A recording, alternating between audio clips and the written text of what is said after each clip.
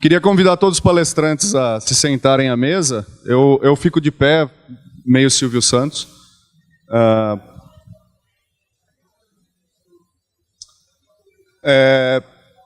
Só para recapitular aqui rapidamente, né, o intuito do nosso simpósio hoje ele é o intuito de abordar essa discussão polêmica que tem surgido na literatura sobre o uso ou não de métodos modernos na tipificação de organismos. A gente trouxe pessoas de diversas áreas, o professor Silvio e o professor Eliezer defendendo o não uso de imagens e vídeos, o professor André Garrafoni e André Freitas defendendo o uso de imagens e vídeos, e a gente trouxe também o professor Jefferson Prado, que veio mostrar um pouco como que a discussão toda funciona na área da botânica, né, que tem um código de nomenclatura diferente.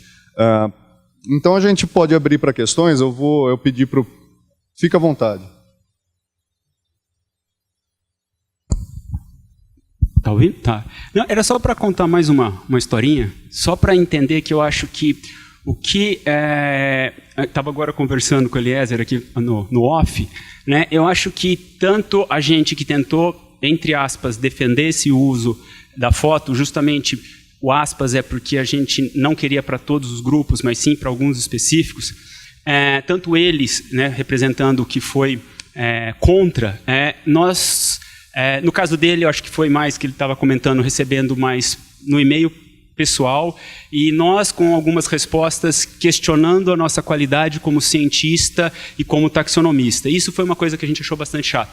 Como o André falou, não é porque o Eliezer está aqui, não, no caso da resposta dele não teve isso, né? Mas a gente começou a pensar, quem são essas pessoas para questionar a nossa moral, a nossa ética a partir de uma ideia, né? E a possibilidade de vir numa mesa redonda para tentar colocar a nossa ideia e conversar, isso foi o que nos motivou, né?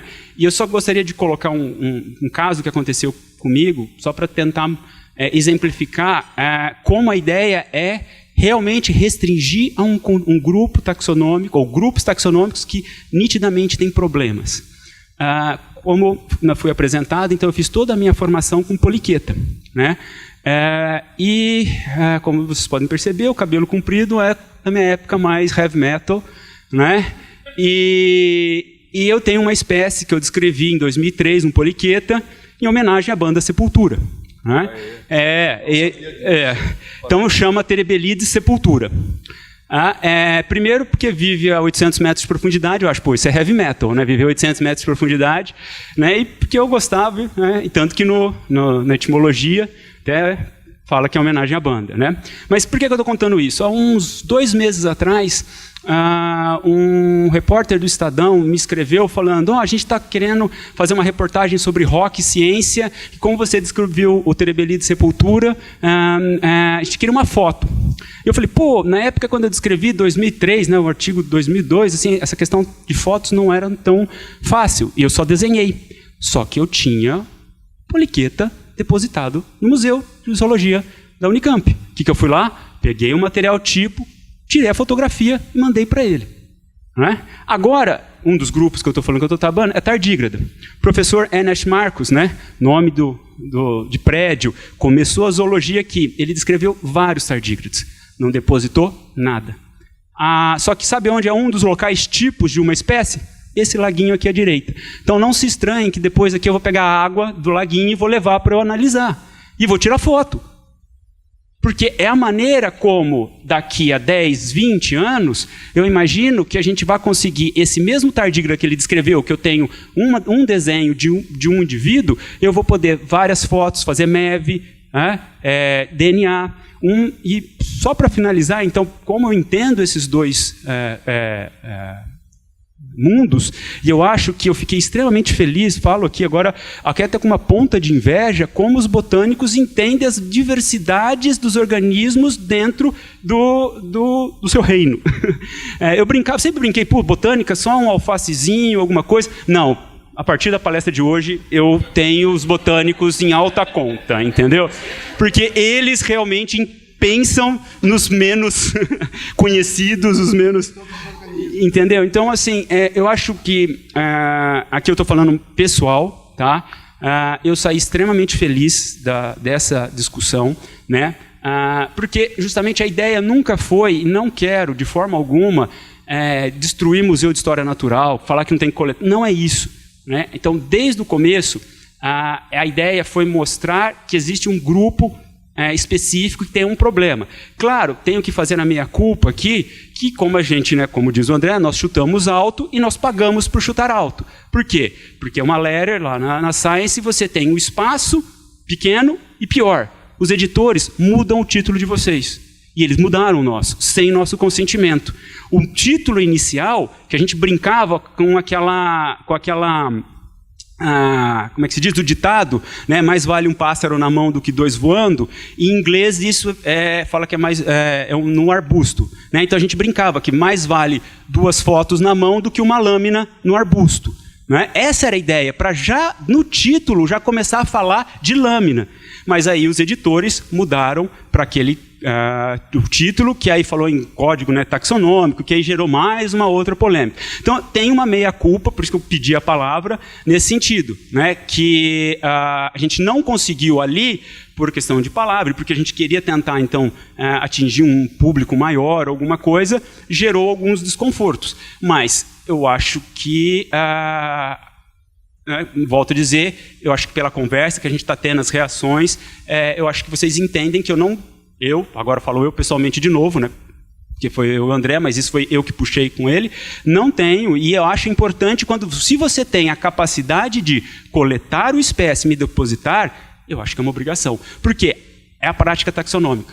Então, eu acho que a prática taxonômica para certos grupos, né, bem certos grupos, ele, mais do que o espécime, a foto com vários, ou vídeos, ele vai fazer com que um grupo de estudo tenha uma possibilidade, ou uma pessoa que daqui a 1, 2, 5 anos pegue aquelas fotos e tenha uma noção real do que é o organismo. Tá? Então, volto a dizer, eu acho que é uma boa prática taxonômica para, novamente, certos grupos.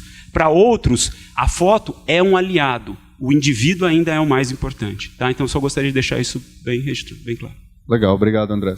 Algum de vocês quiser fazer também já uma... Deixa só um segundo.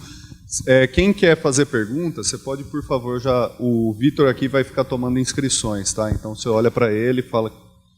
Chama a atenção dele de algum jeito. Tem os papeizinhos, eu vou chegar nos papeizinhos também, mas a gente vai pegar inscrições aqui com o Vitor também, tá? Então, já podem se inscrevendo, quem está interessado. Eu sempre tive contato com os zoólogos e eu confesso para vocês que vocês começaram a fazer filogenia muito antes dos botânicos, muito antes. Eu me lembro das minhas aulas de zoologia, todo final de capítulo de qualquer grupo de organismos tinha uma filogenia. Em botânica não tinha isso. Eu falava, nossa, eles não sabem nada em botânica. Então, assim, eu fiquei assim, estou muito surpreso, gente, com o tipo de polêmica que vocês estão... Em botânica, você teria que propor a modificação do artigo do código na Taxon. Seu trabalho seria editorado e não mudado o título, porque eu sou um dos editores da revista. Porque não, mas a gente não faz isso. Isso é um absurdo fazer isso. Você pode corrigir o inglês da pessoa, mas mudar o que ele está querendo dizer, jamais. Isso não existe.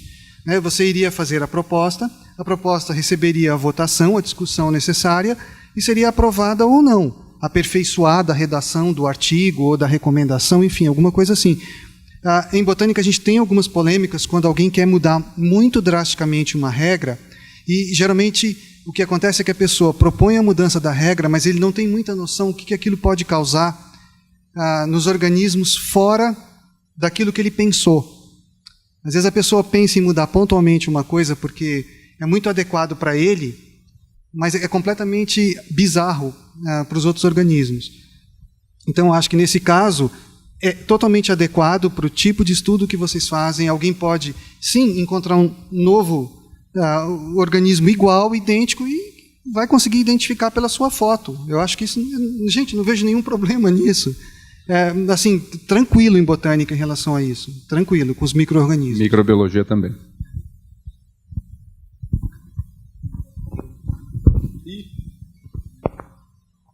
Vamos ver. Obrigado. Só para esclarecer, com estas conversações e as palestras, algunas diferencias fican un poco más esclarecidas. En una conversa científica, o más importante es la palabra escrita, la palabra que a comunidade global, en esta era de internet, va a leer. E é a palavra que vai ficar para as gerações do futuro. Então, quando a gente leu a comunicação dos colegas na Science, se promovia uma mudança do código porque os especímenes preservados se deterioravam e perdiam os caracteres diagnósticos. Se esse é o planteamento, eu estou em contra, porque mesmo que os caracteres se deteriorem, se você pode preservar o espécimen já deteriorado, mas preserva o espécimen, não existe justificativo para você dizer, o espécimen vai para o lixo e o que importa aqui é a ilustração, a fotografia. A mudança, nesse caso, ideal, do meu ponto de vista e de outros colegas, seria preservar o bicho, mesmo que ele se deteriore, e exigir boas ilustrações, ou fotografias, ou vídeos. Essa necessidade da ilustração, do vídeo, da fotografia, eu acho que concordamos. E agora, depois da palestra, o que ficou claro é que o problema não é o que a nota na Science indica, que é o deterioro do material. É que o material desaparece no processo.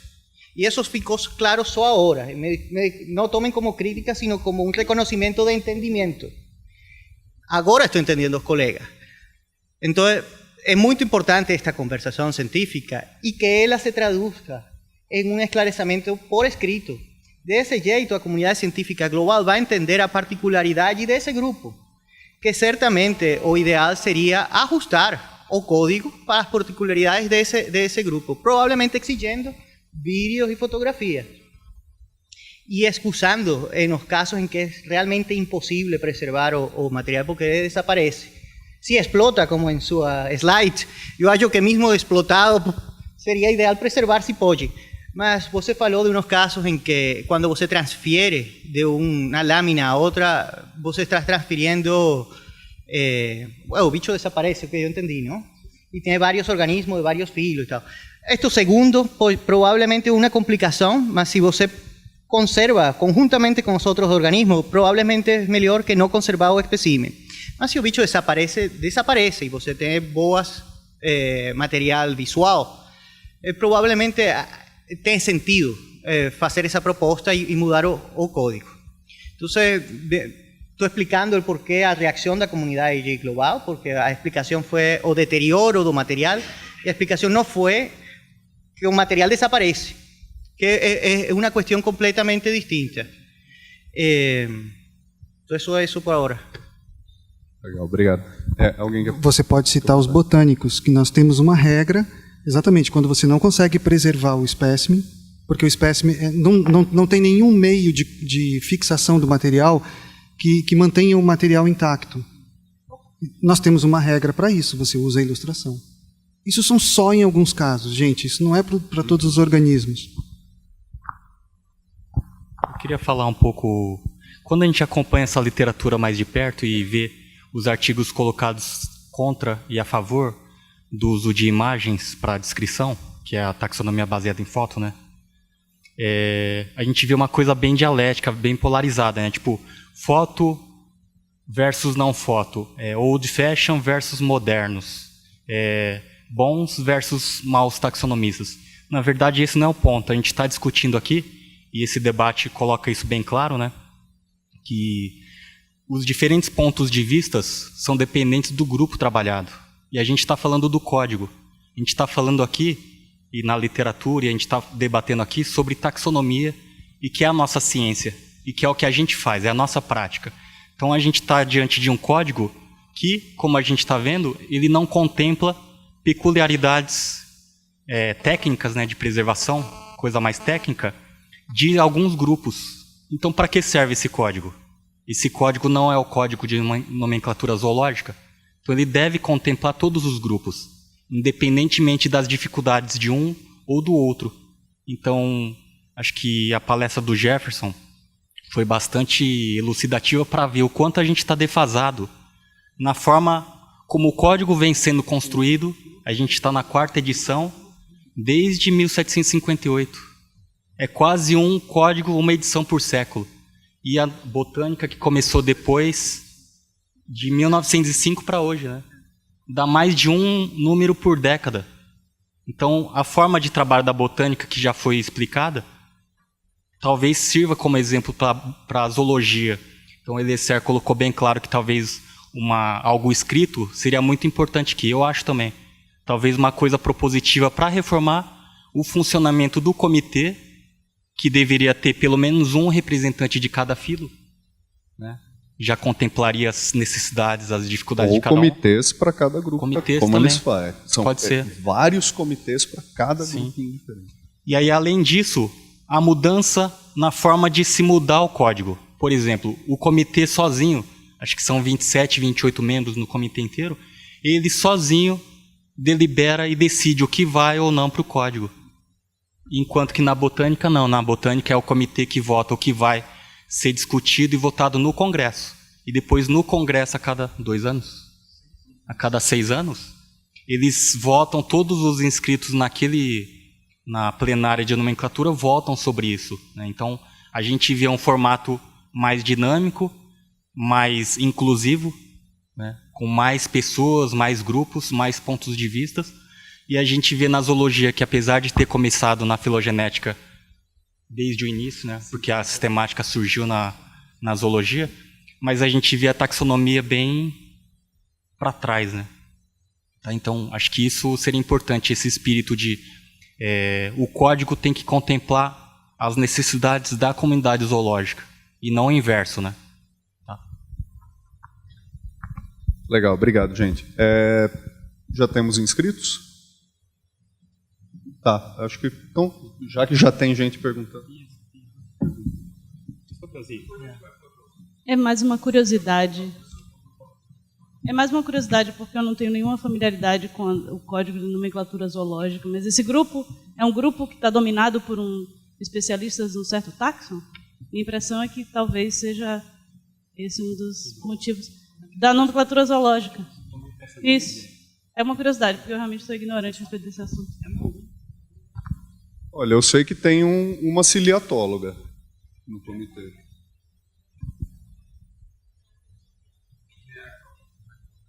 A maioria é artropodologista.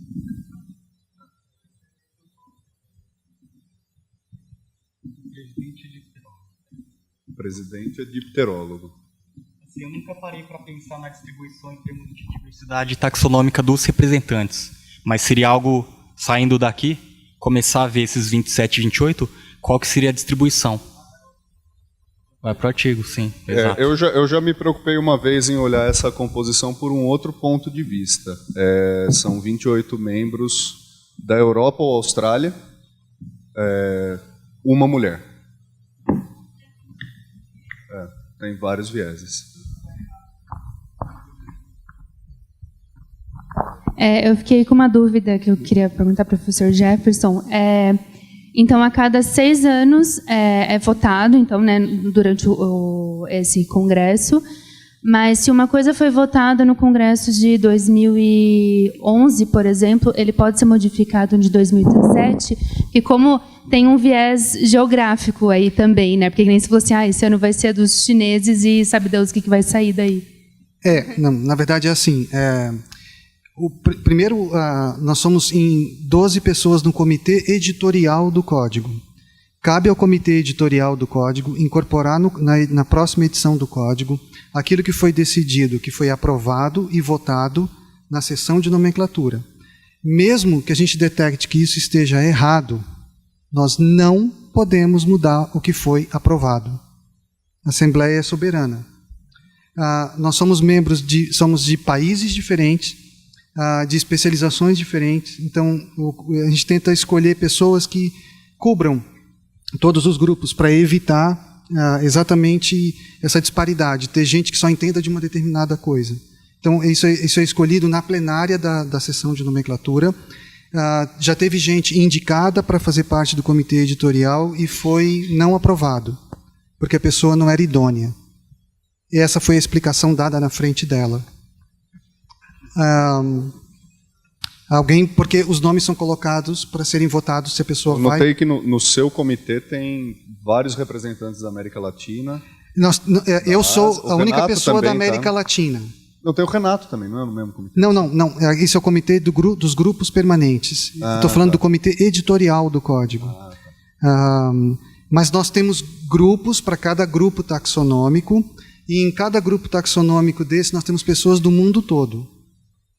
Entendeu? Então, assim, a gente tem aqui o professor Renato, da Botânica, ele faz parte do mesmo comitê que eu, de plantas vasculares. Só que eu estudo um determinado grupo de plantas totalmente diferente do dele. Então, a gente é capaz de um complemento ou outro na hora das opiniões. E você me perguntou se é possível mudar. Sim. Gente, quando sai uma edição do código nova, ela anula a edição anterior. É como se fosse um decreto, como se fosse um conjunto de leis que anula a lei anterior.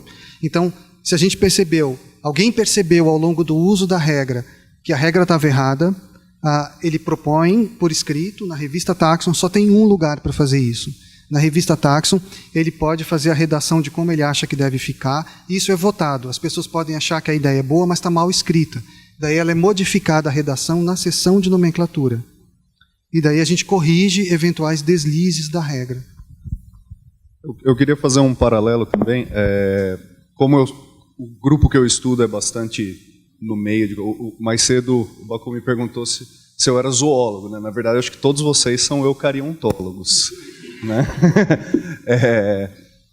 Eu estudei todos esses códigos diferentes. Eu gosto muito do código de botânica, acho espetacular. Eu acho melhor ainda o código de bacteriologia. É absolutamente fantástico. Né? Foram discutidas várias coisas. Cultivar, né? 0,5% dos organismos são cultiváveis. Então, o grosso você não vai conseguir cultivar, o grosso você não vai conseguir separar um espécime só. Se você fica mexendo no tipo, vai contaminar e você não vai mais ter o que era para ter lá. Eles vão mutar, vão evoluir, vão virar outra coisa. Então, é uma confusão enorme e a gente vive muito bem com isso. O código é muito bom. No código de bacteriologia, que foi criado em 94. Tá? Então, eles já puderam estudar todos os erros e os acertos dos outros códigos e incorporar. Tem um dispositivo muito semelhante ao da revista Taxon. A revista IJSCM, é um International Journal, qualquer coisa.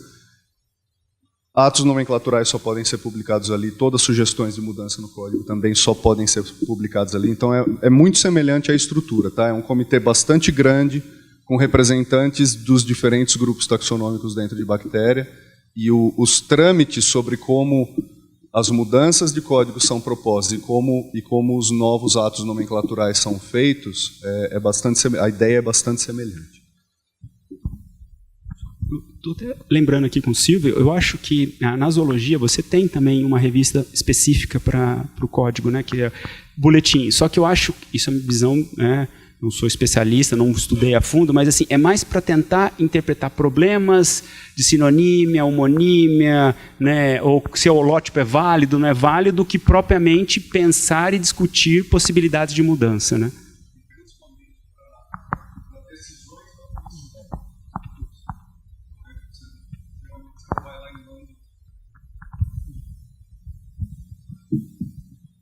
A minha pergunta é para os Andrés.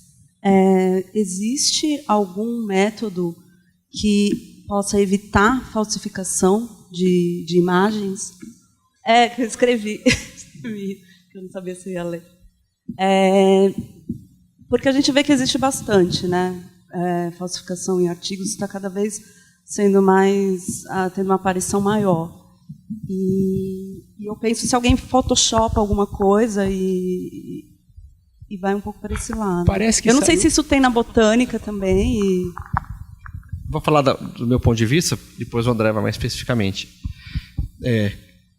Existe. Eu conheço muita imagem de tipo que está muito melhor do que o original. Quer dizer, nada que mude a interpretação, mas não é adequado, né? Mas acontece que, por exemplo, para a Lepidoptera, se você pegar os tipos do Linneu, são os cacos. Foi publicado há pouco tempo, né? Alguém olhou todos os tipos de borboletas, não Lepidoptera, do Linneu. Não dá para saber se aquilo lá foi uma adulteração ou se o animal degradou na coleção. Mas isso é uma coisa do pesquisador. Então, adulterar algo não pode ser usado como prerrogativa para não se usar uma prática. Porque no passado até bicho colado tinha, né? Inseto. Colavam a cabeça de um, a asa do outro, é verdade. Até que tem passos do código que falam sobre isso. Uma vez determinado a qual se refere, você pode... Tudo bem? Você pode retirar as partes que não fazem parte daquele tipo e deixar ele puro.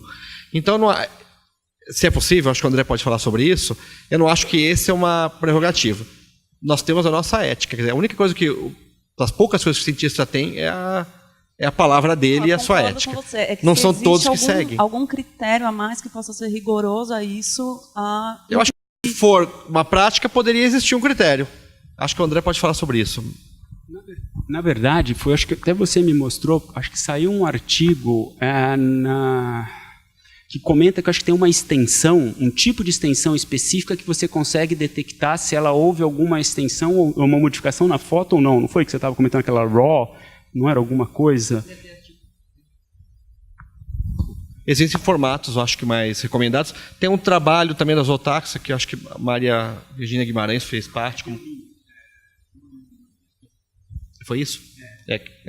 Mas, de qualquer maneira, deve existir. Eu não conheço de edição de imagens nem de práticas, mas tenho certeza que há maneira de se exigir formatos específicos cuja informação toda poderia estar embutida ali. Eu sei, o André me mostrou o que ele faz, ele põe o bicho, filma e faz o zoom. Não tem nenhuma manipulação ali, a não ser o zoom indo para frente e para trás. Agora, ele poderia mexer? Poderia. É adequado? Talvez não mude nada, mas pode mudar tudo. Então, deve ser contrário a esse tipo de prática, por mais que pareça inofensiva para a identificação. Na verdade, eu acho que assim, também eu vi nesse artigo, acho que tem uma extensão que você consegue saber se foi mudado alguma coisa. Mas pensa bem, vários artigos você tem apenas um desenho. Um desenho não deixa de ser uma interpretação do pesquisador que está vendo. Eu já brinquei isso com o Silvio, né? Foi até engraçado, porque assim, teoricamente a gente está em lados opostos, né? E a gente, em 2000, já dividiu apartamento, né? Então, então eu conheço um pouco o trabalho do Silvio, e eu sei, por exemplo, que ele tem descrições de espécies, que para insetos é muito importante, a genitália. Entendeu? Quem garante, né? Não estou duvidando, mas que ele não possa ter visto alguma coisa errada. Não estou falando que às vezes é má fé, não. Pode ter uma interpretação equivocada. Entendeu? Então, quer dizer, o desenho também não pode ser, né? Pode te levar a algum erro, né? Na verdade, eu acho que se procurar, eu acho que esse artigo fala alguma coisa, você consegue detectar se houve mudança ou não, alguma coisa. Mas eu acho, por exemplo, que não sei, a ideia mesmo, ela não é como, por exemplo, o artigo original, e aí agora refletindo por tudo que a gente está comentando, eu acho que realmente nada como uma experiência e tomar um monte na cabeça, né, para você ver que a gente começa o artigo, para quem não leu, uma das questões é que cita aquele da mosca como que começou. Mas eu acho que vocês perceberam que a gente faz muito diferente. Ou seja, a gente não tira, por exemplo, uma única foto. E se alguém já teve a curiosidade de olhar, ele tem a foto principal, e aí, por exemplo, ele quer falar numa característica da cabeça. Ele dá um zoom na foto principal. Entendeu? Então, ali, se você viu, são 20, 30, 40 fotos com diferentes planos. Então, eu penso assim, sinceramente, você ir mudar, alterar 20, 40 fotos para aparecer alguma coisa... começa a ser, nem sei assim, sabe? Acho que tem muito mais coisa para a gente fazer. Deixa eu só explicar como é que funciona em botânica. Na verdade, a regra, gente, ela é criada para colocar ordem nas coisas. Se a pessoa tem uma má conduta, ela responde pela má conduta. Né? O código não pode ser a polícia do mundo, né, em termos científicos. É impossível isso. Teve gente que... Eu vou contar um exemplo para vocês, espero que vocês não conheçam a pessoa. Ela publicou, ele é inglês, ele é editor de uma revista online. Ele recebeu descrição de 12 novos gêneros de fungos de um grupo de brasileiros do Nordeste, de Pernambuco. O que aconteceu? Mas esse caso deu bastante confusão em botânica. Ele simplesmente contou isso para um grupo de pessoas na Inglaterra que trabalhavam com o mesmo grupo de fungos. Ele conseguiu fazer com que as pessoas publicassem primeiro do que os brasileiros. E os brasileiros perderam a prioridade do uso dos nomes dos 12 gêneros. Claro, os ingleses inventaram outros nomes genéricos e tudo mais, para não parecer cópia. Mas quando os brasileiros leram o trabalho, eles olharam assim e falaram, nossa, mas isso aqui são os mesmos organismos que a gente estava descrevendo, como é que eles acharam isso na Inglaterra? Uma coisa lá da Caatinga, no Nordeste do Brasil. Enfim, então, má conduta é impossível controlar. Aí eles escreveram para a IAPT, desse órgão que eu faço parte, que editora o código, querendo que a gente tomasse uma providência. A gente respondeu para eles que isso não se tratava de nomenclatura, se tratava de má conduta. Má conduta científica é inaceitável em qualquer área, gente. Zoologia, botânica, medicina, qualquer coisa. Então, assim, a gente respondeu para ela que, infelizmente, a gente não conseguiria fazer nada contra a pessoa, porque a gente não tem esse poder de polícia. E que, na verdade, esse grupo de ingleses, você deveria tornar isso público, contar o que aconteceu, e eles que arquem com o problema. E não...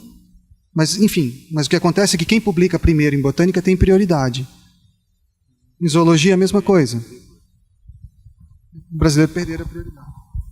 Só para añadir, eu concordo plenamente que o código não pode ser a polícia do mundo, que mala conduta é mala conduta.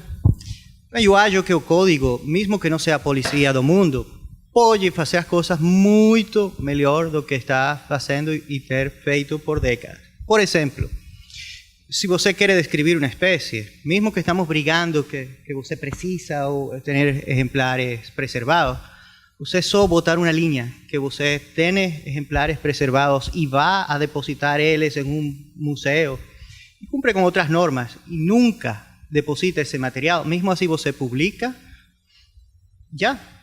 A desonestidade é livre. E se o código não muda e não melhora estas questões, por exemplo, exigindo que o material, se tem material preservado e vá depositar no museu, seja depositado em paralelo com a publicação, por exemplo, se isso não muda, se essas melhoras não se fazem, sencillamente vamos ter que contar com a honestidade dos colegas, que uno tenta contar com ela, mas não existe em alguns colegas, não?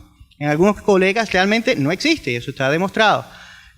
A gente fez uma revisão de casos de espécies de mamíferos descritos sem material preservado por qualquer quantidade de pretextos desde 1900, o ano 1900. E encontramos uns poucos casos, mas a enorme maioria deles as espécies não valem. E alguns dos casos são o que chamam em inglês hoaxes. Son especímenes que no son de un animal real, es de un animal ficticio que a gente diseñó o modificó una fotografía o con un animal vivo, con elementos físicos, biológicos, juntan unos pedazos de cachorro. Tiene un caso de un show, de una especie de circo en los Estados Unidos, que mostraban, en alguna época era habitual eso, que llaman en inglés freak show. Freak show es, por ejemplo, la mujer veluda, barbuda, cuestiones así, ¿no? Y tenían una especie de tipo P grande. Y se descubrió con el tiempo, después que la especie fue descrita, insertada en la nomenclatura biológica, que eran pedazos de cachorro, ¿no? Y con un cheiro ahí para que parezca real. Entonces, desonestidades siempre va a existir mientras tenga a nuestra especie no extinta. Siempre va a tener un grupo que va a ser deshonesto. Es parte de la cualidad de las propiedades humanas. Mas el código tiene que mudar, tiene que mejorar. No podemos andar como dogmáticos que no queremos mudar el código, ¿no? Y mejorar. El código tiene cuestiones extremadamente ruins y tenemos una comisión que va extremadamente devagar y extremadamente opuesta a unos cambios que tienen que hacer.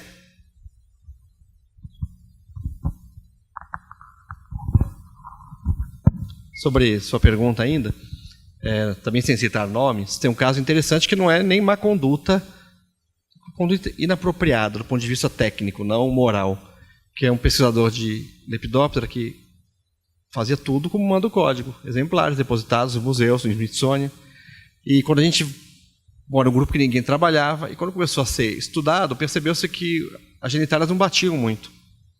E ele falou, não, é porque eu exagero um pouquinho os caracteres diagnósticos para ficar fácil para a pessoa identificar. Ele fazia caricaturas da genitália. Mas não era por má fé, era por uma má conduta, do ponto de que ninguém chegou para ele e falou assim, desenhe o que você vê. Não é verdade? Então, estava tudo correto. Agora, enfim, os tipos estão depositados fisicamente, são figuras, e você pode ir lá, e quando alguém foi e olhou, percebeu que as genitálias não estavam condizentes. Então, às vezes não é falta de honestidade, é uma má conduta por falta até de preparo ou treinamento adequado científico. Sobre sua questão, o código ele não policia, ele só regula o que e como deve ser feito, né? Então ele não vai policiar, fiscalizar. Ele não vai avaliar a qualidade dos trabalhos também feitos. Com ou sem foto, o trabalho pode ser muito mal feito, né? Desde o muito mal feito até o muito bem feito, né? Quem vai avaliar a qualidade dos trabalhos e vai fazer esse filtro são os editores e os revisores dos manuscritos, né? Então, o trabalho, para ser válido, para ter nomes válidos, ali táxons válidos, ele tem que ser publicado em alguma revista. Hoje, eletrônica também, né? Então, revistas físicas ou eletrônicas. Então, quem vai fazer essa avaliação da qualidade e vai aprovar um trabalho vão ser os revisores e os editores. Um dos artigos que a gente colocou como reply para a espécie nova de mosca, a gente coloca isso no final, né? Então, porque muita gente não tem isso muito bem claro, né? O código então não vai fiscalizar, o comitê não tem que fiscalizar. Não, o comitê só regula a prática, né? Como deve ser feita. Agora, como está sendo feito, já é um papel nosso, né? Muitos aqui são editores, muitos aqui são revisores e autores também, né? Então, tá. Boa tarde, meu nome é Eduardo, sou doutorando aqui no Departamento de Botânica, né, na pós-botânica, e eu fiquei também muito impressionado, assim como o Jefferson, né, em que petar a nomenclatura na zoologia. Pensei que tivesse mais adiantado aqui na botânica. Bom, a minha pergunta é para o André, né? Caso isso se torne uma prática comum no grupo que você estude e os vídeos e fotos passem a valer como tipo, né? Onde esses vídeos e fotos estariam armazenados, né? Eu pergunto isso porque na botânica nós temos grandes indexadores de nomes, né? Como o IPNI, o Mobot, e às vezes eles vêm com algumas propostas de puro imperialismo, né? Que tudo está na Europa e está nos Estados Unidos, e deter esse conhecimento é deter poder hoje em dia, né?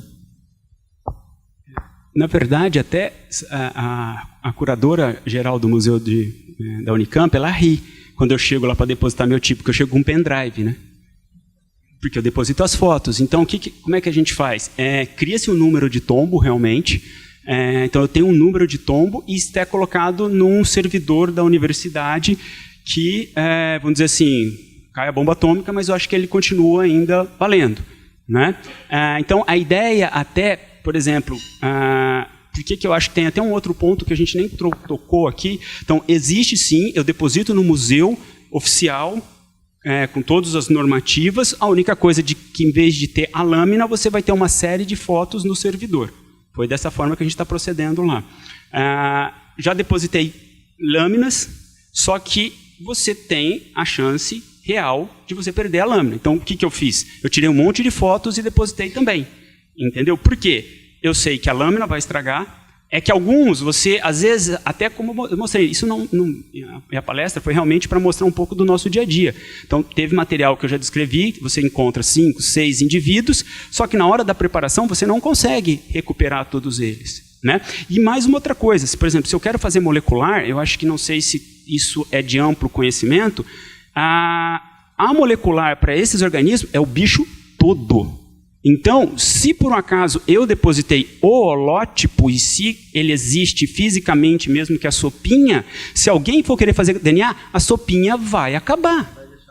Vai deixar de existir. Então, até isso, um dos últimos, o último reply, que é o que a gente está mais falando, ele fala justamente nessa questão. Dá vontade, desculpa, que eu acho que eu vou tornar a primeira vez publicamente, se eles estão questionando a nossa qualidade como taxonomista e como cientista, eu gostaria de questionar a qualidade de zoólogo, porque ele nem sabe do grupo que ele está comentando. Entendeu? Então ele nem sabe uma prática taxonômica. Ou seja, se eu deposito o indivíduo e ele quer tirar o DNA, acabou o holótipo.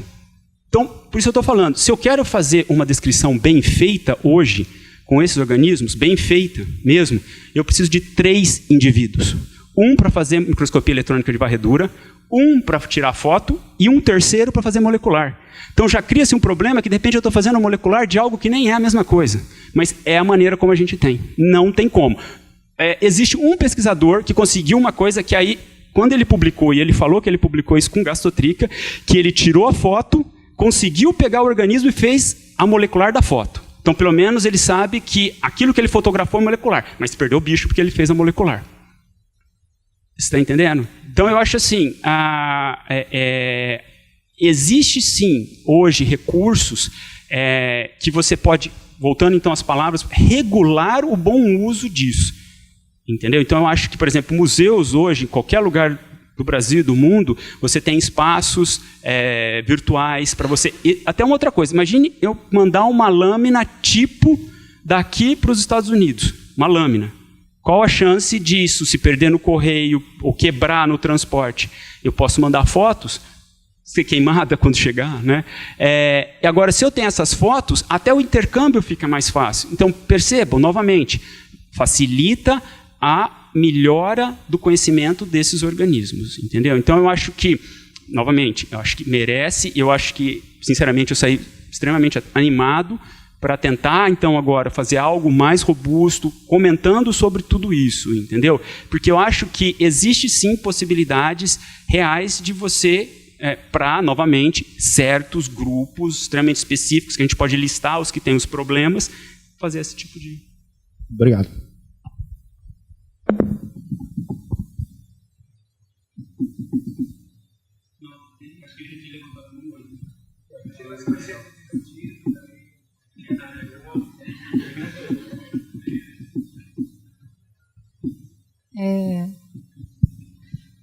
Seguindo com essa ideia que o André estava comentando de que, né, tem um indivíduo para bater uma foto, um indivíduo, então já se entende que é um conjunto de organismos ali para definir a espécie. E eu também compartilho da preocupação do Eliezer de que a gente precisa pensar na replicabilidade, né? Eu achei fantástico a situação do Código de Botânica, e eu fiquei pensando assim, se não haveria uma possibilidade de ter uma amostra de você, como o autor da espécie, guardada, por exemplo, congelada, talvez, né, uma fixação que fosse testada e que funcionasse, e que entrasse numa categoria de, talvez, uma complementação da definição da espécie, o tal, acho que é epítipo, né, que se usa na botânica, que pudesse servir como uma amostra para pesquisadores futuros, pudesse, talvez, sequenciar ou fazer algum outro tipo, com a sua experiência, o que você acha que se isso seria viável, talvez? Na verdade, eu não quero estimular pessoas a trabalhar com meiofauna, tá? Mas, na verdade, existe um outro problema, até por uma questão metodológica de protocolo, até o sequenciamento é difícil.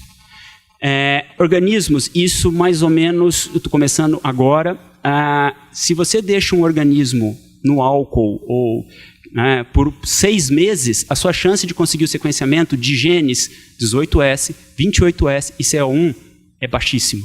Basicamente, qual que é o processo que eu estou tendo que fazer? Trio de manhã, à tarde eu já estou fazendo a extração do DNA.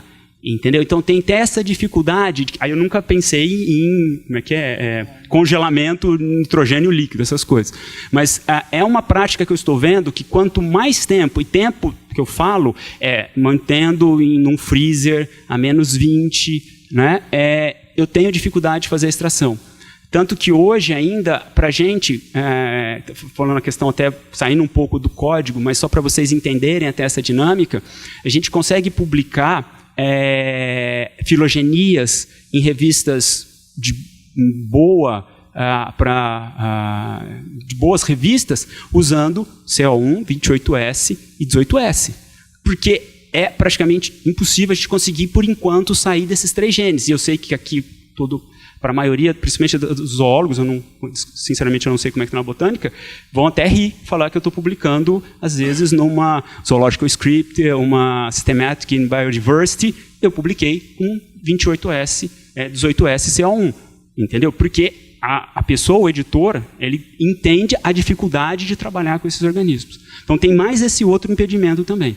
Né? Então, mas o que a gente... uma coisa que eu quero deixar bem claro, eu acho que agora, acho que até para vocês e até para mim agora ficou mais claro, é que vocês percebam que nós estamos vendo uma série de alternativas, o quais todas elas que nós estamos falando, eu vou estar ferindo o código, de qualquer jeito. Entendeu? Então, a questão inicial é a maneira como se regula a descrição dessas espécies vai ter que mudar.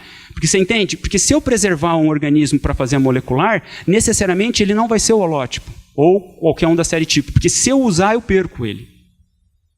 E necessariamente, o que eu tiro foto não é aquilo que eu vou depositar. Ou, na maioria das vezes, não é o que eu vou depositar.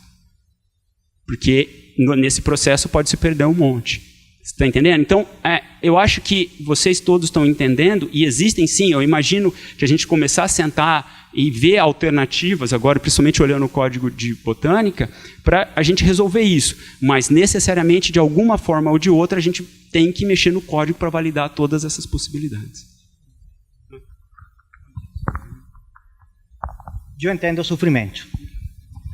E estamos pensando um pouco nas tecnologias que você tem à sua disposição em seu laboratório hoje em dia. Mas temos que pensar que no futuro, dentro de um século, 2 séculos, a gente vai ter, outra geração de cientistas vai ter outras tecnologias e vai poder, muito seguramente, usar um espécimen se ele foi preservado de outro jeito, com outros caracteres e outras tecnologias. Também é possível não somente definir a discussão a um holotipo, você pode ter um holotipo e ter vários paratipos.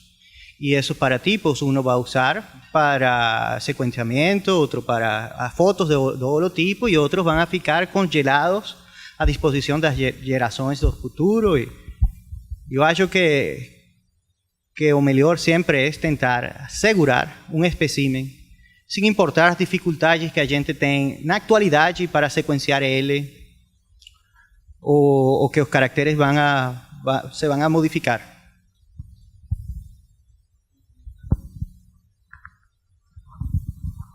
Essa argumentação, né, sobre que no futuro a gente pode ter tecnologias adequadas para preservar, ela é válida e aí acho que no futuro a gente pode repensar e mudar. Mas para agora o que a gente tem é que, como eu pus no título da minha palestra, varrendo para baixo do tapete. Então a gente não muda o código e continua todo mundo trabalhando com gastrotrica, usando de fato fotos como as âncoras para os nomes. E pronto, esquece, faz de conta que nada existe, que está tudo bem. Isso que o que está acontecendo hoje é isso. Está tudo bem, só que o André e nenhum outro pesquisador de gastrotrica olha um único tipo. Por quê? Porque eles somem. Então, vai para baixo do tapete, daqui a 200 anos a gente fala que isso nunca existiu e que agora a gente tem técnicas de que se perdeu. Com isso, você pode permitir descrições com tipos que são figuras ruins, ou descrições onde o tipo tem que ser a figura e ela tem que ser obrigatoriamente uma foto de excelente qualidade. Essa é a discussão atual. Só para fazer uma brincadeira. Pode não. Quer fazer a pergunta? Não, só até teve um ponto, por exemplo, que teoricamente o que a gente faz, segundo a botânica, ela não é uma espécie válida. Então as espécies que eu descrevi é válida. Então, pessoal, pensem bem. Quem aí está em zoologia, vocês têm um filo inteirinho para descrever. Gastrotrica não existe na zoologia se for seguir isso daí. Tá? Eu acho que eu nunca fiz uma contagem assim pormenorizada, mas das 850 espécies descritas, se umas 20 tiverem material depositado, aí eu não estou nem questionando a qualidade desse material para se alguém querer utilizar para identificar a sua espécie, mas assim, fisicamente com um número lá, umas 20 espécies. Né? Então, daí já... Isso eu estou falando em gastotrica. Falo, por exemplo, tardígrada, que a gente está começando agora, eu estou tendo o mesmo problema. Por favor, vai lá. Não, eu ia falar antes, o negócio da fotografia, que alguém comentou se pode ser editado ou não. O consulado dos Estados Unidos, por exemplo, se você pegar uma foto 3x4 e fizer qualquer modificação e tentar fazer o upload, ele vai reconhecer que foi mudado. Então, sim, há algoritmos que reconhecem a edição de imagem. Mas existem edições e edições, né? Por exemplo, se você pensar numa microscopia eletrônica de varredura, onde você tem uma foto do stub e você quer apagar o background, você está editando a imagem, mas você não está danificando. Então, a gente tem que tomar cuidado com... Sim, editar a imagem não significa que você está adulterando a informação que está ali, você pode estar simplesmente limpando o que não interessa. Eu tenho duas perguntas. A primeira é com relação à sua prática taxonômica. Por exemplo, quando você faz uma amostragem de gastrotrica, de meiofauna, você, em média, pega quantos exemplares do que você acharia que seria uma nova espécie? Assim, quanto que vem, assim, Na verdade, isso é uma coisa assim, extremamente, como é que eu vou falar assim, muito variável. Então a gente tem, por exemplo, que até Isadora virou modelo, né, na foto. Vou falar o que aconteceu, por exemplo, no mestrado dela. A gente diz, numa praia específica da Ilha Bela, a 8 metros de profundidade, numa areia que todo mundo sabia que era diferente, eu encontrei uma possível espécie nova de um gênero que nunca tinha sido reportado no hemisfério sul. Um gênero inteiro, ele só era conhecido no hemisfério norte. Se a gente for nessa praia, nessa areinha, nesse local, você vai encontrar uns 300 indivíduos. E te impediria de pegar uma amostra daqueles indivíduos e selecionar um e jogar num vidro para satisfazer o LS e ficar calmo? E daí... Na verdade, é um pouco o sentido... como eu posso dizer? Eu já pensei nisso. Na verdade, eu vou falar assim, e eu acho, mais uma vez aqui, principalmente na figura do Daniel, eu agradeço. Porque assim, a minha ideia, conversando com o André, era fazer assim, vou botar as fotos, coloco qualquer coisa lá, ó, tem uma lâmina aqui, galera. Beleza, tá legal? Tá legal, mas a gente vai continuar com nossas fotos, que as fotos pra gente é importante. Entende? Mas eu acho assim... Então, o que eu gostaria de falar assim, mostrando, eu acho que aí que eu fiquei realmente chateado com a questão de questionar o nosso conhecimento, conduta científica. Quando você tem um problema, você começa a refletir. Nós trabalhamos num mecanismo hipotético dedutivo, né? Então você tem, a partir de um conhecimento pretérito, você bola, né? Você tem uma hipótese e a partir dessa hipótese você vai tentar uma série de mecanismos para falsear ou não essa ideia. Eu acho que por tudo bem. Então, colocando, ok, entendo que a gente de repente não foi tão claro, mas agora, com todas as informações que nós estamos disponibilizando para vocês, sinceramente, para que eu vou fazer a lâmina? Não, você não entendeu. Entende? A minha pergunta é super simples. É a seguinte, você pega uma amostra, você identifica que tem um novo táxon ali. Qual é a possibilidade de você pegar um indivíduo e fixá-lo de alguma forma? Você consegue fixar em formalina? Ou em glutaraldeído? Sim. E colocar aquele como holótipo do seu bicho só para satisfazer o nosso amigo. Certo. E pegar toda a parte de documentação e usar aquilo como parátipo. Isso é possível? Sim. Tá, porque... tá bom. Tá ótimo. Essa era a resposta minha. Não, mas a pergunta... Mas calma, eu tenho mais. Bom. Então... Não, porque eu acho assim, se isso é possível, porque assim, eu trabalho com verme, céstoda, né? Então eu vou lá, pego um bicho, eu monto uma lâmina. Aquela lâmina lá, nem daqui 10 mil gerações, quando os netos do LS estiver fazendo biologia, talvez tenha uma técnica e também não vou ficar esperando. Mas aquela lâmina está lá, passou por Xiló, Bálsamo do Canadá, duvido que tenha DNA íntegro lá para fazer qualquer outra coisa. Tudo bem? Mas está lá o tipo, satisfaz todo mundo, só que daí eu faço microscopia eletrônica de varredura, certo? Daí eu tiro a escola que faz microscopia eletrônica, pego a outra parte do bicho e coloco como parátipo. Aí eu vou fazer microscopia, sequenciamento. Eu vou lá, pego parte do bicho, porque eu consigo, porque o meu bicho não é tamanho, eu vou lá, tiro, guardo metade do bicho como o genóforo das sequências. Então, assim, tem coisas que dá para fazer.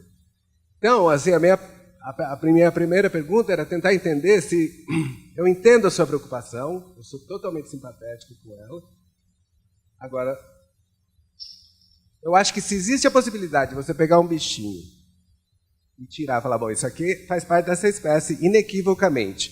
Eu vou lá, coloco no vidro, guardo, ele fica calmo. Mas isso não resolve o problema. Porque o que eu vejo de problema aí, na realidade, eu não li os papers, não participei do debate, mas após ver as exposições, principalmente de quem falou contra, eu não vi nenhum argumento lógico que impedisse de usar a fotografia da forma que você está usando. Tudo que eu vi foi referências ao futuro, que a gente não sabe o que vai acontecer, e referências à potencial má prática taxonômica de uma mudança no código como essa. E tem várias delas, por exemplo. Tem uma discussão na literatura que é a relação é você usar sequências de DNA como parte da diagnose. Tem gente que é absolutamente contra. E os argumentos que eu ouço contra são, de novo, com relação à má prática taxonômica. Então, a minha pergunta, depois de expressar a minha opinião, é se, de fato, vocês reconhecem algum argumento lógico pró e contra, porque até agora eu não vi nenhum. Eu só vi opiniões e referências sobre má prática. Posso só, até para incentivar essa discussão, não, fica com o microfone, agora eu que vou fazer uma prática para você, uma pergunta para você. Se você fez seu xilol, fez as suas coisas, aí o neto do Eliezer vai lá, ele vai conseguir identificar as características que você colocou que é importante para você ter certeza que aquele espécime que segura o nome, ele vai ser o mesmo que você? Tá vendo? Eu estou com dois papers, eu estou com um paper submetido agora, que se aquela lâmina não vale nada, porque a diagnose é molecular. Tá, mas então vamos manter, para ir duas polêmicas, eu acho que é muito para... Né? Mas é a mesma coisa, quer dizer, o caráter que eu estou usando para definir o taxon não está presente. Não está mais na presente, lâmina. Tá, perfeito. Não está lá, é a mesma Entendi. coisa, logicamente. Por isso que eu digo assim, eu quero ver argumentos lógicos, porque até agora eu não vi. Eu só vi referências à má prática taxonômica. Eu acho que assim, o próximo paper nosso devia ser assim: Let's go to the botanical code. Só...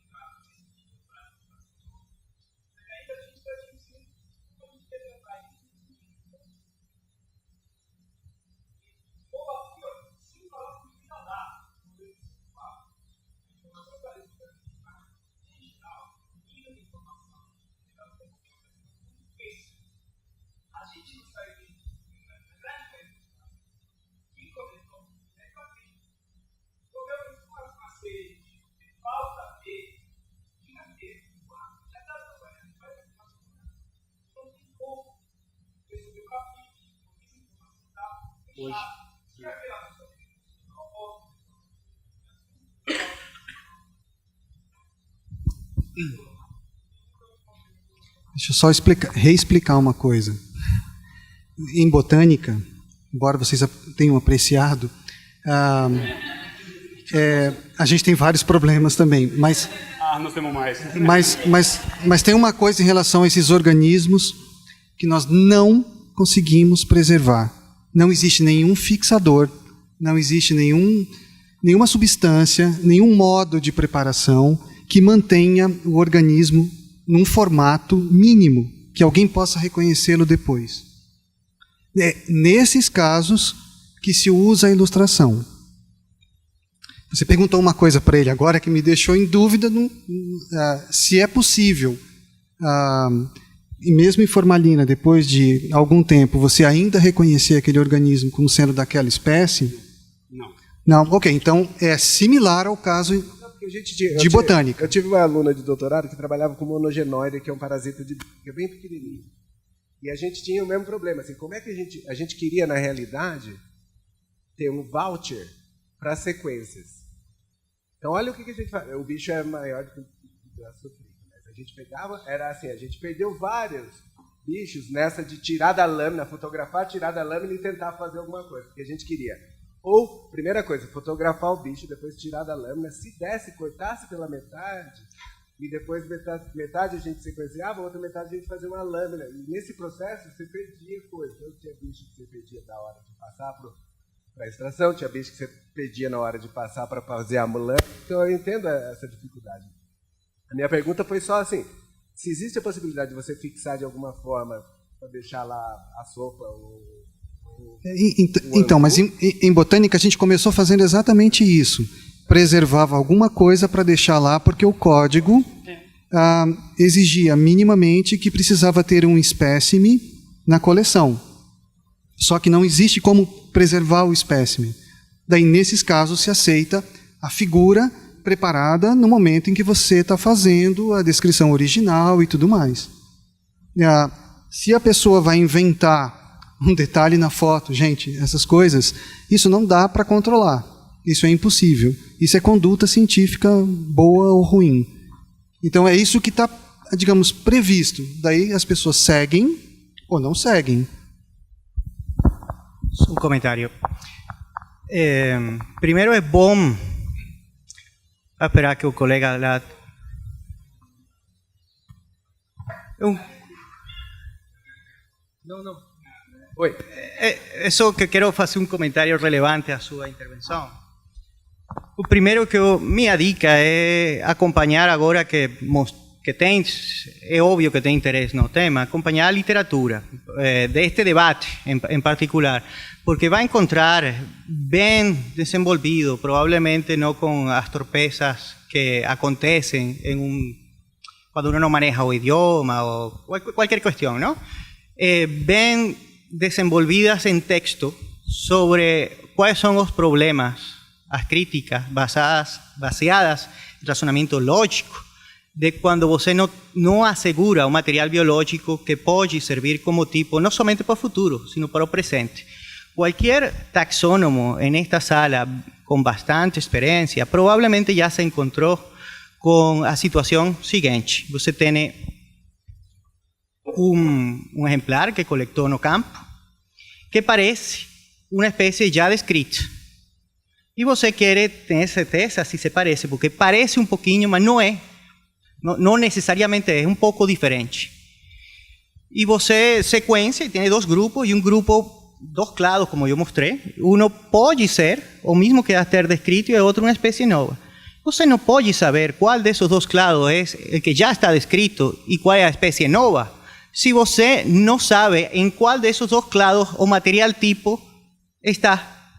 Correto. Agora, me diz o seguinte... Para terminar, baseado em fotos, você tem que confiar no julgamento da pessoa que tomou as fotos, que fotografiou os caracteres importantes, porque pode ser que os exemplares que você tem nos dois lados coincidam, sejam idênticos em todos os caracteres que se pegaram nas fotos, não?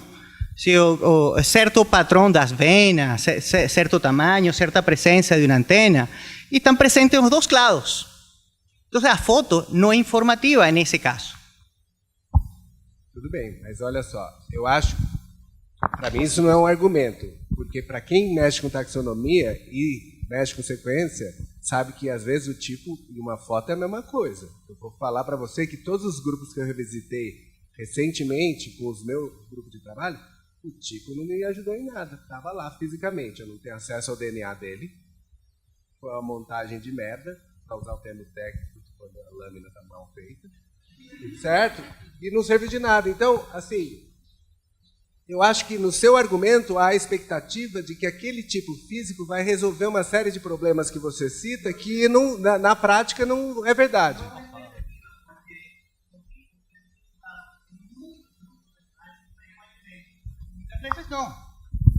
Mas em muitos casos, sim. Em muitos casos, se não sequencia ou examina o tipo, no resuelve. Que en su caso particular, en su experiencia particular y en la de otros, o tipo não ajudou, mas em muitos sim. Não, eu concordo com você. Tanto é que eu não estou advogando para que abandone o depósito de tipos. Eu só estou argumentando que o que foi dito com relação à existência do tipo pode valer para de Delphis, mas não vale para uma série de outros grupos. Esse é a questão, o cerne da questão é justamente essa que agora, que acho que é o ponto que a gente está mais discordando. Aquelas fotos que eu mostrei para vocês, das lâminas, é de um gênero que é o maior gênero de gastotrica, que tem 200 espécies. Tá? Se eu mostrar para a autora do livro, que é a Maria Bálsamo, que é a maior especialista, está há 40 anos trabalhando com gastotrica, ela vai te falar, é do gênero Ketonotus. Então, aqui que eu coloco que vai além do beer, alguma coisa dos códigos, que o Dubô lá xingou a gente, falou que a gente não sabe nada do código, etc. Eu estou falando que é justamente a prática taxonômica. No caso, então vou respondendo agora diretamente a só, por que eu acho que depositar a lâmina não serve? Porque não vai me ajudar em nada. Zero. Eu não vou conseguir fazer isso que você está falando, em hipótese alguma. E ninguém vai olhar, porque não adianta. Para que eu vou querer saber? Então eu vou pegar... é uma espécie dentre 200 que existem. É o que eu vou conseguir. É real. Por isso eu estou falando, essa discussão, ela tomou, a meu ver, as proporções. Tudo bem, a gente não deixou claro, mas também 95 para os zoólogos, e aqui eu falo uma outra coisa. Eu descobri que eu também outra parte que eu discordo do Eliezer na palestra, sim, o Código de Nomenclatura Zoológica é um livro religioso sagrado, o qual eu e o André, de alguma forma, blasfemamos em tentar colocar um grupo zoológico que não se encaixa na maioria. Entendeu? É isso que nós sentamos. E aí o que acontece? Entende? Mas então, aí respondendo, então, eu não vejo por quê. Se estão pregando em prática taxonômica, uma série de coisas, é o que eu estou falando. Alguns organismos, a lâmina, ela não é uma boa prática taxonômica. Ao contrário, eu vou estar atrapalhando ao desenvolvimento desse grupo. Por quê? Se um aluno quiser achar tardígrada, fofinho, bonitinho, vou começar a trabalhar, pega a lâmina, ele não vai saber nem qual que é o gênero.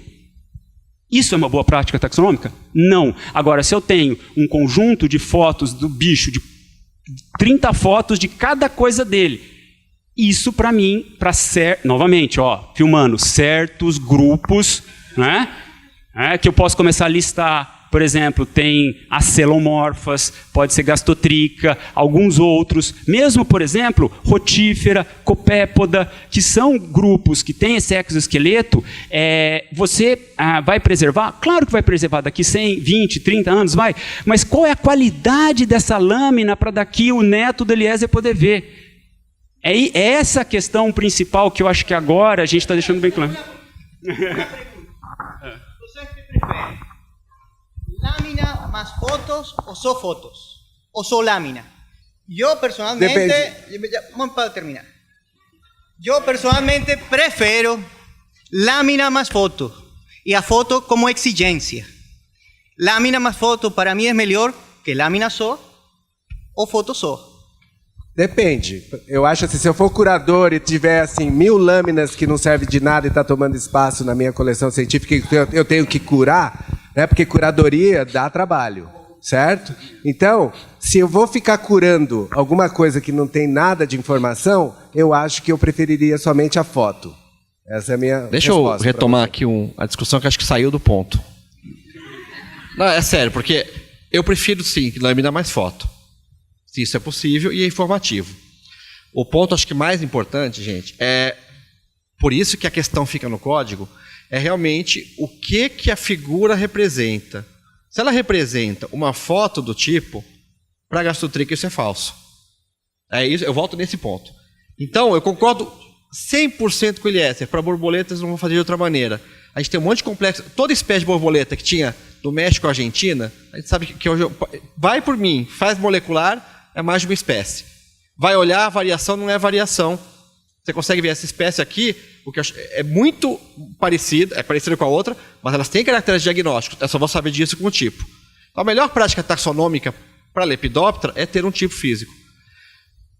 Por que nós escrevemos juntos? Porque eu percebi essa nota. Porque eu persegui que para a gastrotrica, pelo menos, a melhor prática taxonômica é que a foto fosse aonde o nome está ancorado. É só isso. Agora, eu concordo com o Eliezer. Se é possível ter lâmina e foto, a lâmina é e a foto é um adicional. Ponto. A gente tem que, então, pensar que a gente não está olhando a melhor, o que é o mundo ideal. A gente quer fazer de uma maneira em que o código não seja uma cláusula pétrea, e naqueles casos onde ele não se encaixa, a gente deixa a prática corrente de cada grupo, que é, por exemplo, como o André me falou, e que agora todo mundo vai saber, André, que 90% do pessoal de gastrotrica nem se preocupa em escolher um holótipo. Então está sendo uma prática pior ainda. Fala, não vou nem fazer, porque não adianta. No meu grupo o que acontece é bem semelhante a isso mesmo. O que eu vou te dizer é que eu olhei algumas lâminas do Eugène Penard que estão na coleção de Genebra. Eu olhei a descrição original dele de Flabellula báltica. Eu colocaria umas 8 famílias dentro daquele grupo baseado naquela lâmina. Agora, pelas ilustrações e pela descrição dele, eu sei o que é Flabellula báltica. Então, eu acho muito importante o que o Baku está falando, que a foto é, na prática, o tipo. Não é o organismo, é aquela foto. Não dá para fugir disso. Acho que tem uma coisa que a gente está perdendo de vista, que o Baku colocou aqui, que é a questão das peculiaridades de cada grupo. As práticas taxonômicas, a gente está falando de zoologia, só que as práticas em cada grupo são diferentes. A vivência de cada um aqui, cada um sabe como é difícil preservar um material, se ele mantém as características que ele tinha e se ele é útil depois. Por exemplo, você está falando que não é útil. Aqui o André já colocou que o material some, então é totalmente inútil. O que deu ignição a todo esse debate na taxonomia, e que se a gente for ver, nunca tem discussão na taxonomia, né, gente? É a primeira vez, a gente só vê cladista brigando com fenético, depois cladista de padrão, e bayesiano com likelihood. E na taxonomia está todo mundo em paz, né? Parece que está todo mundo... Então foi uma briga boa. Na verdade, a gente combinou, né? Então, na verdade, o que deu ignição para tudo isso foi um artigo com díptera. É um inseto, cutícula, facilmente preservável numa coleção, preserva o material. E a prática taxonômica feita hoje em dia é morfologia externa e genitália principalmente. Uma foto, é o wide shot, que eu tiro no campo, uma foto de uma vista só, não vai me informar muita coisa. De cerdas nas pernas, de cerdas na parte ventral, da genitália. Então a genitália é muito importante. Se eu faço uma prática taxonômica com inseto sem genitália, eu estou voltando lá para o século XVIII. A gente quer começar a fazer uma taxonomia do século XVIII ou a gente quer manter o padrão de qualidade de uma taxonomia do século XXI? Com varredura, com um monte de coisa, com confocal, com um monte de coisa. Então, acho que a gente tem que pensar. Logicamente que quando foi publicado esse artigo do Steve Cunil, o Marshall Evenhuis, ano passado, no começo do ano passado, os primeiros a reagirem o primeiro foi um grupo de alemães e depois fomos nós aqui do Brasil, um grupo de dipterólogos. E depois todo mundo começou, o debate foi crescendo e tomou proporções grandes, mas não posso estar enganado, mas certamente os signatários, os autores dos trabalhos criticando e falando não contra a foto, se identificaram com esse problema. Não, mas o exemplar é importante para o meu grupo. A foto não é suficiente, a foto não é completa. O exemplar é completo. Se eu ficar com alguma dúvida e tiver um complexo crítico ali, eu tiver que examinar o exemplar, a foto não vai me responder. Então, posso estar enganado, mas certamente os que assinaram os artigos ou os autores, coautores de todos os trabalhos contra a foto, talvez esteja enganado, mas são pesquisadores que trabalham com grupos que se preservam fácil e que são muito úteis o exemplar, e não a foto. O problema disso era a má prática taxonômica. Não era o problema da foto, era a má prática taxonômica, de alguém que tem um grupo que tem como preservar, que descreve um bicho mal descrito. Entendeu? Eu acho que o que falta de isolar nesse debate são argumentos lógicos com relação ao que levantam as comunidades que dependem de fotografia e a má prática taxonômica, que não é problema do código. Ele quer falar faz tempo. Ó. Gente, vocês precisam se entender. O que ele falou, ele tem razão, porque ele está pensando exatamente no que você acabou de dizer e no que o Silvio acabou de dizer. Se o organismo ele vai ficar lá e alguém vai conseguir reconhecer a partir do exemplar que está depositado no museu, muito bem. Se ele não conseguir, é pela foto. Isso existe, gente, no Código de Botânica para os micro-organismos, porque as pessoas tinham exatamente esse mesmo problema de não cumprir o código. Eles cumpriam farsamente, era uma farsa, né? Porque quando você colocava a lâmina no microscópio, você acendia a lâmpada, o organismo desaparecia, sabe? Ele dissolvia no meio em que ele estava preservado. Ele reagia com a luminosidade e o calor da lâmpada e ele se desintegrava. Você viu o tipo se desintegrando.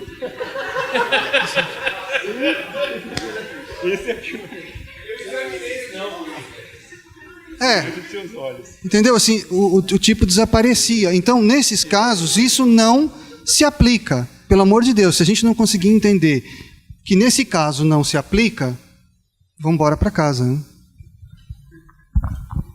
Eu acho que temos ganado certo entendimento. Por exemplo, eu estou aberto a que existam modificações no código ajustadas, diseñadas a certos grupos taxonómicos, en mi opinión, só si un exemplar no pode ser preservado. No caso de que os caracteres diagnósticos desaparezcan, I don't buy it en inglés, no compro eso, porque mismo que desaparezcan, você pode preservar o ejemplar. Si el ejemplar no es útil, según el caballero allá o profesor acá, en este momento, es una opinión que él esté informados en este momento y con todo respeto, con su experiencia y actualidad que existe do conocimiento, mas não existe nenhuma razão válida para não preservar o ejemplar. As razones de economizar dinero, tempo, preguiça, cualquiera de esas cuestiones prácticas son cuestiones que no pertenecen a disciplina científica da taxonomía, son cuestiones prácticas e importantes, sobre todo a verba, ¿no? En tiempos en que tenemos políticos estúpidos que cortan o dinero para a investigação e para os museus, é muito importante esses aspectos práticos, mas não faz parte da conversa, da discussão em termos filosóficos, conceptuais da disciplina científica. Um nome tem que estar ancorado a um material biológico do qual ele describe. Quando isso não é possível, porque o animal vai embora, desaparece, como en el caso de los grupos muy particular que es este, pode-se pensar, es razoável, propor y discutir en espacios como este a posibilidad de ajustar o código como ter feito pelos botânicos muito saivamente. Posso só um comentáriozinho? Você vai perguntar? Eu só quero fazer um comentário ali no que ele falou. Olha só, eu garanto, só umzinho, eu entendo a sua posição com relação à parte prática, que você acha que não é relevante, mas eu acho... Não, mas tem que ser. Olha só, eu posso falar para ele... Eu conversei com as alunas, ele falou, não tem como fixar esse bicho em lugar nenhum. Certo? Eu duvido que você não possa colocar em nitrogênio líquido. Daí quem vai pagar? Né? Onde vai manter? Um gastou na Embrapa. Então, dá para fazer. Então, a gente tem que levar em consideração esses aspectos também, porque assim, eu coloco no nitrogênio. O artigo do Código de Botânica usa a palavra impossible. Claro, qualquer idioma, né? Ok? Quando for impossível. Impossível, fisicamente impossível. Ok? Só que é um artigo na botânica, então é lei. Porque senão ninguém vai saber o que essa pessoa descreveu. Ninguém vai ser capaz de reconhecer esse organismo novamente. Isso não é ciência, né? Acho que é essa a questão. Bom.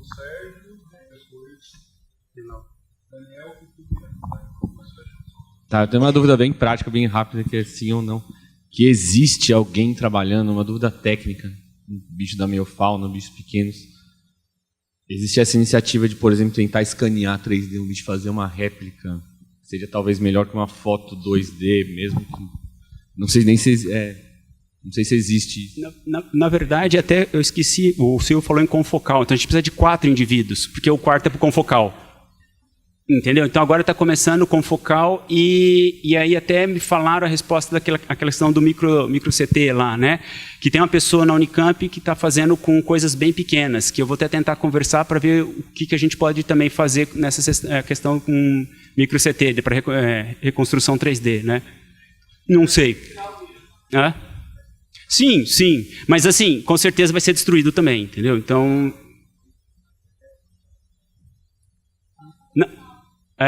porque, por exemplo, no confocal, você após a fixação, se dependendo se você fica um pouquinho em cima de um determinado músculo, você praticamente já perde o bicho, entendeu?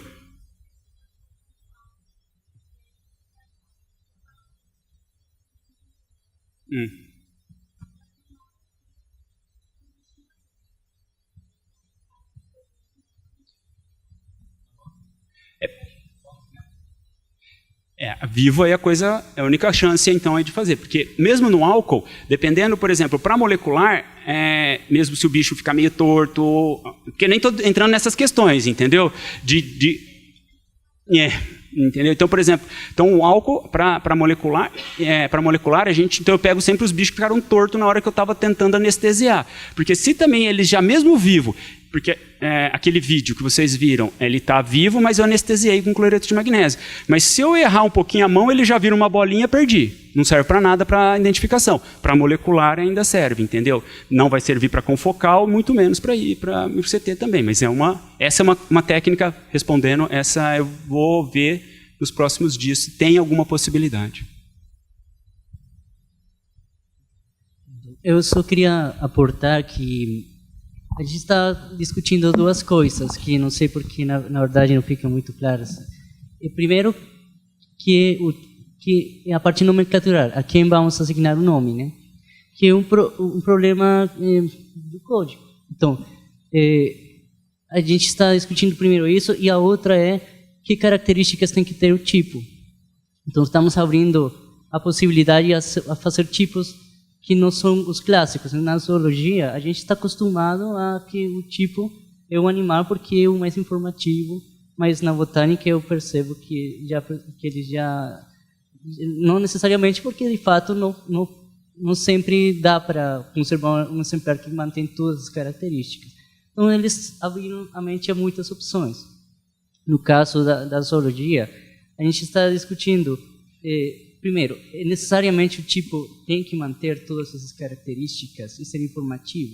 Segundo, se a gente se o tipo não é suficiente para identificar o material, eu acho que é mais a publicação da descrição onde tem que estar adicionadas outras características, outros exemplares. Por exemplo, que você fala sobre que aquele material biológico pode servir de algum jeito no futuro. Concordo, ele vai servir no futuro, talvez com novas técnicas. Mas não precisamente ele tem que portar um nome, né? Os revisores podem falar, se você tem a capacidade de guardar um material desse, coloca junto com o tipo. Agora a questão será que na zoologia, dependendo de cada grupo, a gente pode escolher não um exemplar vivo, mas deixar outra coisa, como uma foto, um vídeo, como tipo? Acho que é mais essa a questão, mais do que características, mais de quantas características tem que reunir o tipo. Seria válido, então, você disseminar outra coisa que não seja material vivo, dado que ele é mais informativo, mesmo sem jogar fora outros materiais adicionais.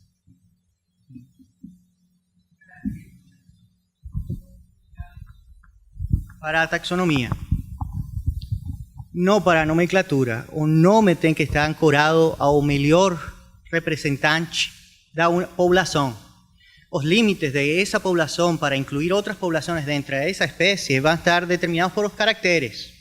Y esos caracteres van a mudar con el tiempo, con los mismos conceptos de especies que mudan con el tiempo, la tecnología. Entonces, la discusión de la tipificación es una discusión meramente nomenclatural. Entonces, os caracteres ya es una cuestión importante, claro que sí. Como muito importantes são outros aspectos que estávamos falando, os costos da coleção e tal. Existe um focus filosófico conceptual em o qual a discussão tem que virar o mais importante e que o nome tem que estar ancorado ao melhor material que despeja qualquer dúvida sobre qual população é a que carga o nome. Depende a quem pergunte. Se pergunto a você, sim. Se pergunta a mim, depende.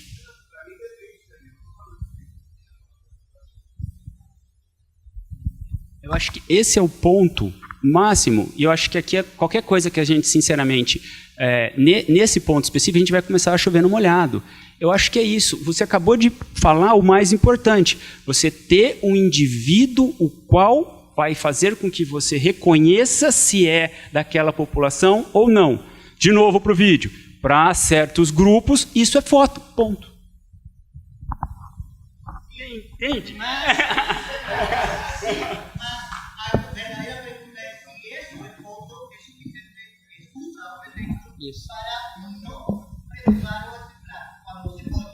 Para certos grupos, sim. É isso. Estou muito. Estamos juntos. Pessoal, calma. Pessoal, acho que todo mundo concorda que se você consegue preservar o exemplar, preserva-se. Porque não tem nada melhor do que você olhar, virar, certo? Até meus netos.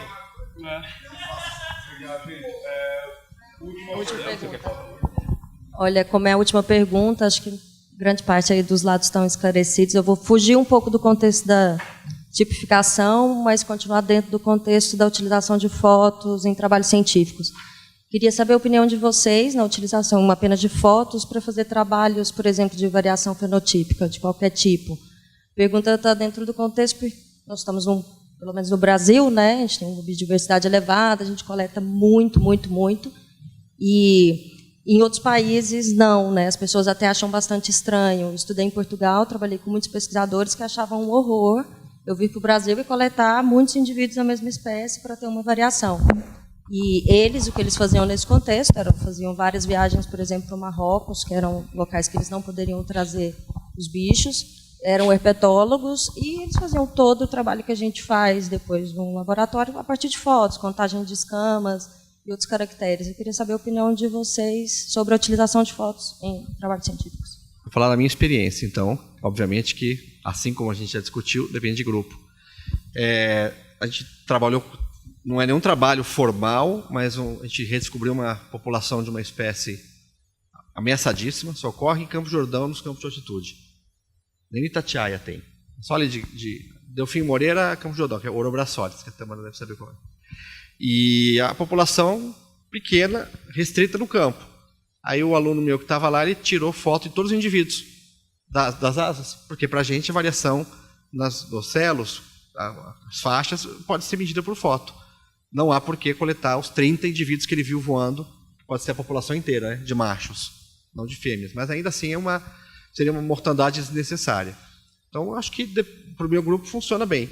A maior parte da variação morfológica que a gente analisa facilmente é padrão de asa, e se você tiver uma régua em cada uma, você pode fazer morfometria. Tá bom? Então, só estou explicando um caso.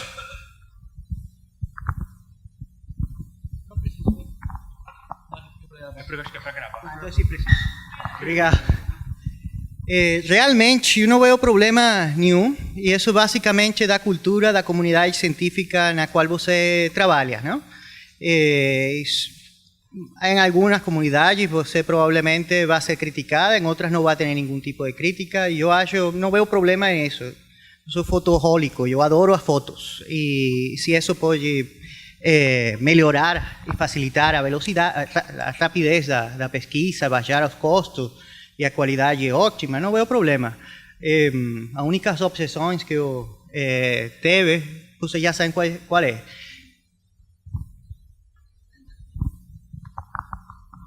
Bom, na verdade, eu acho que é até difícil de responder a sua pergunta, porque muitas vezes eu nem sei qual que é a variabilidade que tem dentro da própria espécie.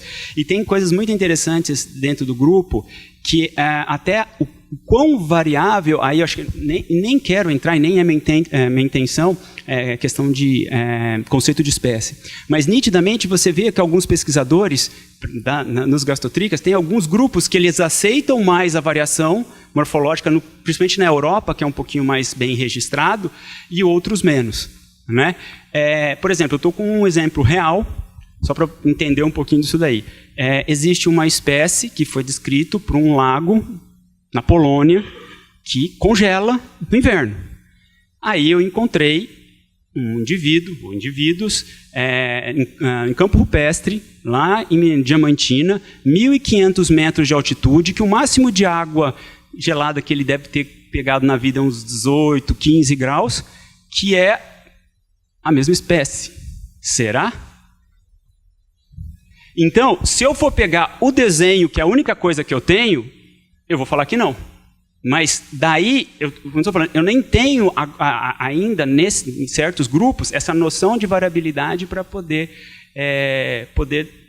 deixar mais claro isso. Mas uma coisa assim, que isso eu falo, né, eu brinco com meus alunos, que eu vou ainda fazer vou imprimir uma frase, que é assim: descrever uma espécie nova é fácil. Fazer uma boa descrição de espécie nova é difícil. E em gastotrica, por exemplo, no grupo, isso foi uma questão que eu, como um pesquisador, vou passar para os meus alunos, e se eles quiserem seguir ou não, é a oportunidade. Mas o que, para mim, é uma boa descrição hoje de um gastotrica, independente de tipo? Ele necessariamente tem que ter fotos e microscopia eletrônica de varredura. Porque aí eu acho que daqui a 10, 15 anos, quando alguém pegar, eu realmente vou ter ajudado a conhecer a biodiversidade desse grupo. Você está entendendo? Então, independente, né, como falando, eu acho que a quantidade de informação, então, fotos, quanto mais informação, então, se puder fazer com focal, se puder fazer uma série de coisas, eu acho que isso vai facilitar o procedimento taxonômico. Então, eu acho que ficou claro que eu acho que a gente tem realmente aqui pensar o que eu invejo, e vou falar várias vezes, aí invejando a botânica, é justamente olhar as peculiaridades. E a maneira como a gente está foi uma discussão mais linear, onde é proibido, pronto, acabou. E em vários, até falando essa questão, se você for acompanhar vários, estava pedindo algumas das justificativas. Como eu estou falando, se os autores parassem para pensar em certos grupos, eles não teriam escrito aquilo. Porque não tem como. Não existe a possibilidade de... Qual que foi uma das coisas que a gente estava pensando? Que teve um que basicamente falou assim, então enquanto não puder ter um processo de fixação, você não pode mais descrever espécie nova. Teve um dos argumentos foi esse. Portanto, há 150 anos, um grupo, várias espécies, não teria sido descrito. Boa! Você entende? Entendeu? Nem vou entrar nessa questão, porque aí... mas, entende? Eu acho que aqui, que ficou claro, né, para a plateia, que a ideia que a gente começou era justamente... E tem uma parte que o Léo fala, não está claro, não está claro. Peguem o último parágrafo da nossa nota que saiu. Vejam o que está escrito lá. Está escrito o seguinte: temos que parar de ficar pensando em código e pensar nos bichos. Tem bicho que não dá certo. Esse foi o nosso último parágrafo. E até isso eu não vi nenhum comentário até agora. Que esse foi justamente o que a gente até colocou, foi até um outro professor que falou assim, mas qual que é a novidade do que vocês querem trazer? É isso, para a gente parar de ficar questões nomenclaturais, códigos, e botar isso que agora eu fico vendo que já foi pensado, por exemplo, na botânica. Ou seja, não é algo impossível de ser feito. De pensar que existem, sim, peculiaridades em mais de 1 milhão de espécies. Que seja 1.000, 2.000 espécies. Eles são animais e que nunca vão poder seguir o código como estão hoje. Não querem considerar? Não querem. Tudo bem, a gente vai continuar fazendo as fotos, bota a lâmina lá para que ninguém olhe. Mas, entende? A gente quis tentar fazer o assunto, pensar nos bichos. Então, acho que esse é o que eu gostaria por final para falar. Só em relação ao uso de fotos, em geral é permitido. Agora, depende da revista onde você vai publicar. Eles pedem muito para você reduzir a quantidade de ilustrações para variabilidade de um táxon, por exemplo. É difícil publicar, né? Porque isso tem sido mais fácil com as revistas eletrônicas. Mas a revista em papel, difícil. Mas aceita, sim. Em botânica, tranquilo. Você comentou que o grupo de herpetologistas foi para o Marrocos, né? Acho que é importante a gente pensar também, de forma mais ampla, né? Diversos países megadiversos têm leis de proteção à sua fauna e flora. É importante que a gente pense que mudanças no código não estejam sendo tentadas por interesses que tentem aproveitar essa brecha. Então eu fui para certo país que tem leis de proteção, eu não coletei, mas eu tirei várias fotos do grupo e eu não tenho material. Então eu vou pegar e vou descrever isso, porque isso vai ser aceito como. Seria uma prática, né? Yo acho que es bom resaltar los puntos de coincidencia, que creo que son de coincidencia, y si no es así, me corrige, por favor. Yo acho que concordamos que el código debe mudar. No es una Biblia, no es un Corán, y la gente no son fanáticos religiosos, ¿no? Entonces, el código tiene que mudar. ¿Cómo va a mudar? Precisamente por eso tienen estas brigas y estas conversaciones en eventos como este y en la literatura. Y yo celebro ellas, saludo ellas. Probablemente algunos tonos son inadecuados, mas esa briga es la que hace que la ciencia mude y mejore. Y otros aspectos de nuestra civilización también. Entonces tenemos esos aspectos, ¿no? Queremos mudanza no código, no sabemos cómo. O algunos colegas tienen una idea clara de cómo quieren que le mude. Y tienen ahora que conversar con la comunidad científica global para convencer ella. A nota na Science no fue convincente. No fue convincente porque no tenía algunos de los argumentos importantes que ustedes incluyeron en las excelentes palestras de este evento. Falaron solamente del deterioro de algunos caracteres diagnósticos y no de lo que yo acho más importante, que es que en algunos casos usted va a perder el ejemplar que usted está fotografiando, no va a poder preservar. Va embora. Ele, mismo que explote, él está ahí, você pode preservar. Si es imposible preservar, entonces você va a convencer a parte de la galera, parte de la comunidad científica global, de que você tiene razón, de que tiene que permitir que mismo sin o individuo preservado, você pode describir su especie, porque fue imposible preservar o espécimen.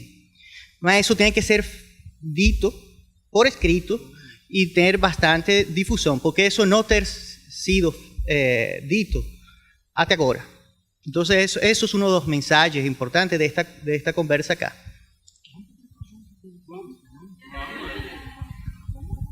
Y eso, gente.